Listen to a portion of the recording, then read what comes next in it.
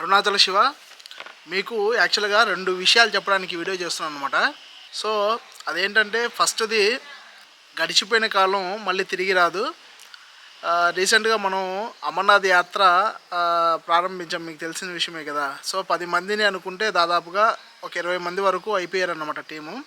అందులో మనకి regular donor ఒకరు ఉన్నారు, ప్రసాద్ గారు అని చెప్పేసి. ద్వాదశి రోజు మాత్రం ఆయన మనకి డొనేషన్ చేస్తూ ఉంటారు. సో చాలా మంచి ఆయన కూడా, వారు కూడా ఈ యాత్రలో రావడం జరిగిందనమాట. కాకపోతే బాధాకరమైన విషయం ఏంటంటే వారికి 71 ఏళ్ళు రీసెంట్గా గడిచాయి. సో అమర్నాథ్ యాత్రకి 70 ఏళ్ళు మాత్రమే లిమిటెడ్ అనమాట. దాన్ని దాటి 1 సంవత్సరం దాటినా కూడా అసలు తీసుకోరు. ఫస్ట్ ఆ రిజిస్ట్రేషన్ లింకే ఓపెన్ కాదు, అదొక పెద్ద ప్రాబ్లం ఉంది.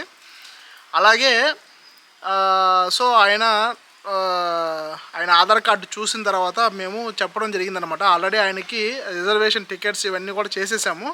సో అన్నీ చేసిన తర్వాత ఆయన ఆధార్ కార్డు వెరిఫికేషన్ చూసుకుంటే అది 71 ఏళ్ళకి వెళ్ళిపోయింది. సో ఆయన ఈ యాత్రకి ఎలిజిబుల్ కాలేదు.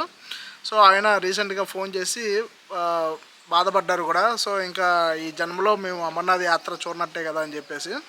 సో మీకు చెప్పే విషయం ఏంటంటే, ఏజ్ ఉంది కదా తర్వాత చూసుకుందామని ఏదన్నా కూడా దైవికమైనటువంటి పనులు అలా మీరు పోస్ట్ పోన్ చేశారంటే మాత్రం సో అది మీ జీవితంలో చాలా తప్పు పని అని నేను చెప్తాను అనమాట.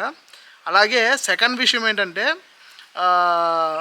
చాలామంది మనకి ఇక్కడ జరిగే అన్నదానానికి రైస్ పంపిస్తూ ఉంటారు.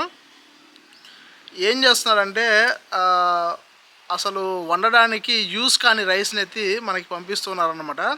సో ఆ విధంగానే మనకి స్టోర్ రైస్ లాంటిది దాదాపుగా ఒక 500 కేజీల పైన ఆ రైసే ఉంది, వేస్ట్ రైస్. అది ఓన్లీ మనం పొంగల్కి లేదా ఏదన్నా పెరుగన్నానికి అలాంటి వాటికి మాత్రమే యూజ్ చేయగలుగుతాము. దాంతో